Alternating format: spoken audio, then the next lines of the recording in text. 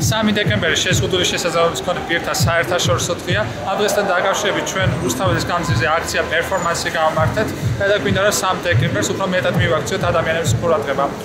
ჩვენ პარკინგი გადავკეთეთ, სადაც შეზღუდული შესაძლებლობის მქონე ადამიანებისთვის განკუთვნილი ეჭლები გვაქვს ავტომობილების პარკინგებზე დაალაგებული და გარდა ამისა მხოლოდ ერთადერთი ადგილი გვაქვს თავისუფლად და ეს არის ის ადგილი, სადაც ნებადართულია შეზღუდული შესაძლებლობის მქონე ადამიანთათვის ეჭლით მქონე პირთათვის პარკირება. ამ აქციით გვინდა რომ საზოგადოების ყურადღება მივიპყროთ იმისათვის რომ ადამიანები კიდევ ერთხელ დაფიქრდნენ ამ თემატიკაზე.